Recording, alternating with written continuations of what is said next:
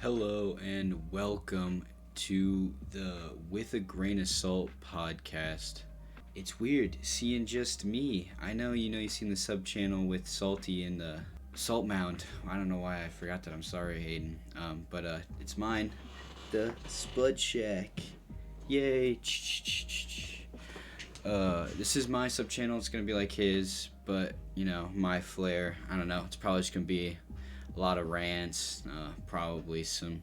Thank you guys so much.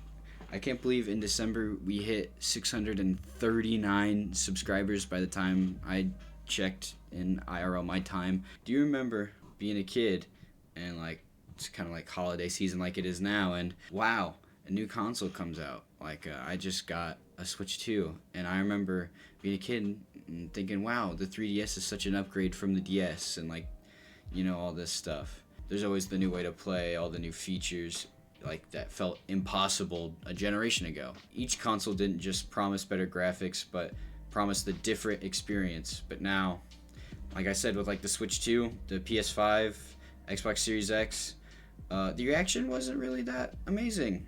It was just we're okay with it. They're definitely faster and cleaner, and they load everything quicker. They still all play kind of the same games. We're all still playing COD, COD 6 and COD 7.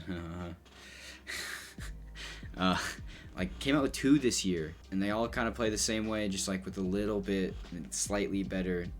On forums, on social media, and in comment sections, there's a growing belief that Nintendo and other gaming companies are on a decline, not in the sense of they're making money, but in the sense of their quality for consumers. People talk about the lower quality releases, the stagnant hardware, and the rising prices, and a company that seems increasingly disconnected from the player feedback. And yet, with almost every major release, Nintendo breaks sales records, which is crazy to me.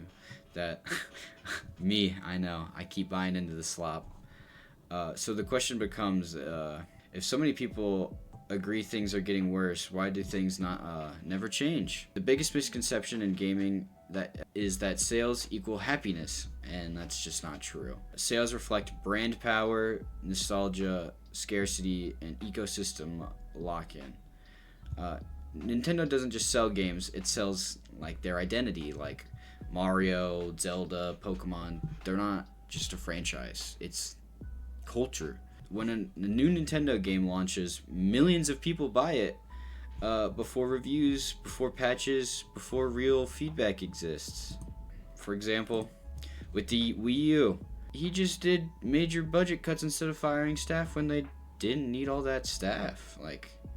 What? That's crazy to me. So, from Nintendo's perspective, complaints don't matter because the numbers keep going.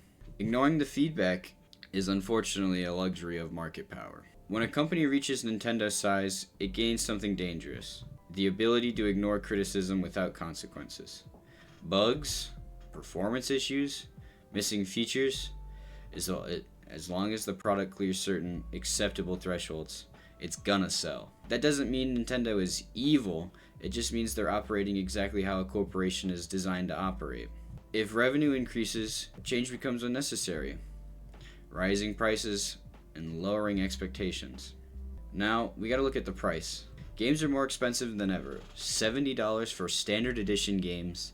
There's just deluxe upgrades that cost even more, and remakes at full price when it is just the same game with the upgraded graphics and maybe a couple different features and an Easter egg here and there. Meanwhile, players are often told to accept lower frame rates, some visual compromise, and performance issues. The justification is always development costs are rising, which is true but incomplete. The economic and environment around gaming. The gaming industry doesn't exist in a vacuum. We're in a period of global inflation, rising tariffs, and hardware components. Don't get me started on RAM in this AI market. The increased costs for memory storage and manufacturing. Energy incentivizes AI data centers, driving up chip demand. The RAM prices are fluctuating wildly. Semiconductors are more competitive than ever. Cloud infrastructure is expensive to maintain, and all of this puts real pressure on hardware manufacturers. So yes, Nintendo, Sony, and Microsoft are dealing with higher costs. But here's the problem. These costs are being passed entirely onto consumers. While quality improvement remain minimal, where's all the money actually going? Despite higher prices, we don't see proportional improvements in like the build quality.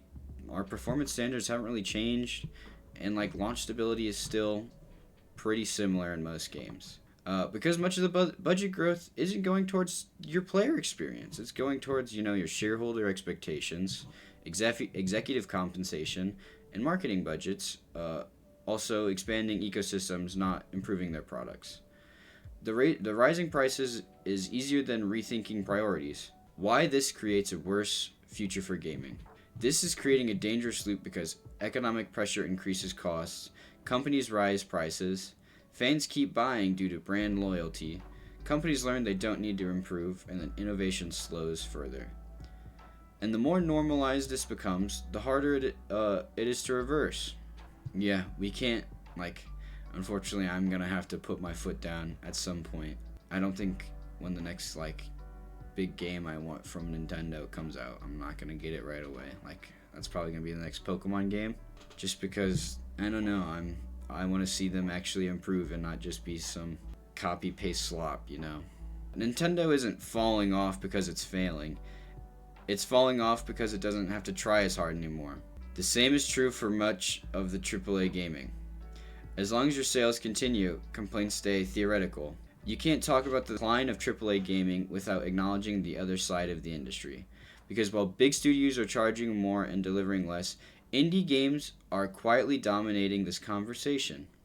Let's talk about how Nintendo is tried to put that patent, the summoning characters and making them battle for you, just because they didn't want other companies to make games like Pokemon, Pal World. But that's just such a crazy concept to me, that a company wants to monopolize a game theory just so that they can, it makes no sense. Pal World, yes, you're capturing and battling creatures, but it is not the same as, a turn-based game. So, it also, the capturing and battling isn't even the main feature of the game. I don't know. Just crazy that they think they can patent something or try and patent something and say, no other companies can do that. Indie games are dominating this conversation, and most of them cost nothing or under $10. Very true. We got, Megabonk, I think that was only $10. That was a good one from 2025. I don't know, that was the main one I played. That alone should raise questions. Indie game success isn't an accident. Indie games are succeeding because they're trendy. They're succeeding because they're filling the void that AAA studios abandoned. Those developers are the small teams with limited budget and minimal marketing, and most likely no shareholders to satisfy. So their true success only really depends on is their game good and are people enjoying it? Not monetizable in 5 years, not can it support a battle pass, not will it drive subscription engagement, just are you having fun? And I think that's a hard thing to come by nowadays in video gaming. When an indie game launches for $5, $10, or even free, it sends a powerful message. We are confident this experience speaks for itself. Compared to the AAA games with the $70 prices and their deluxe editions, and paywalls before games even drop, cosmetic stores the day one. Indie games don't need these psychological tricks to keep players engaged. They rely on trust. Trust is something AAA studios have burned through. The amount of times I've been excited for a new game and it just disappoints recently has been very, very, very upsetting. The complete experience at launch. One of the biggest differences is completeness. Indie games launch usually finish, of course there's always going to be bugs, but they're mostly finished, complete games, stable, and designed around a clear vision. There's no roadmap because the game already is what it is supposed to be. Meanwhile, AAA games release and it feels like outlines. So we'll add this later, fix that later, rebalance this season 3. Indie developers can't afford that. They get one chance. Innovation is happening where risk is allowed. Indie games take risks because they have to. New mechanics, strange art styles, experimental narratives. things that would never survive in a AAA focus group.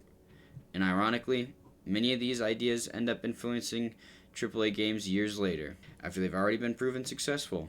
Innovation didn't appear, it just moved somewhere safer. Indie devs talk to their players. They read their feedback, patch quickly, and communicate openly. Not through PR statements, but through patch notes, Discord messages and devlogs. Players don't feel like customers. They feel like collaborators. Ugh. That relationship builds loyalty in a way marketing could never. I have to agree.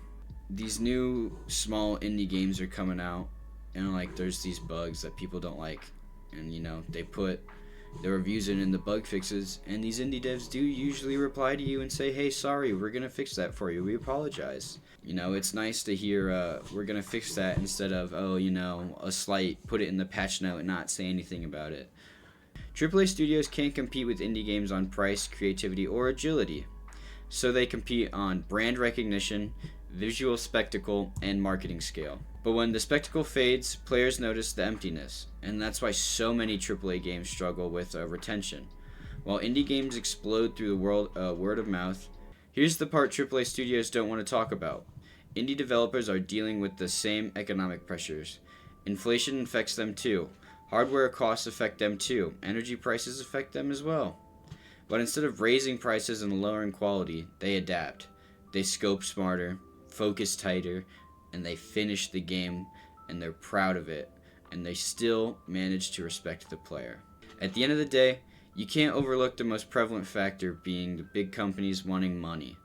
Many of the failures of companies could be because of cutting corners, or could just be genuine mistakes. You either have to embrace the suck and try to ride the wave, and find what you like and maybe enjoy little bits of these games. Or you can always stick with what you like until something else catches your eye. Because at the end of the day, gaming is really all up to you and what you want to play. If you like this video, please check the description down below for all our other videos and all our other content. I know we're up on Spotify now. I know we're trying to get that up. Check our YouTube. Check Aiden's Twitch. It'll be down below. Join our Discord. We'd like to hear from you.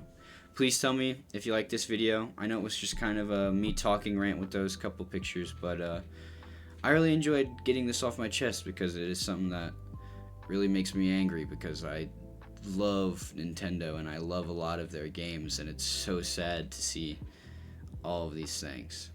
But yeah, thank you so much for all this love at the end of the year. We're starting a new year. Let's start it strong. Let's grow. I love you, and remember to take it all with a grain of salt. I'll see you later.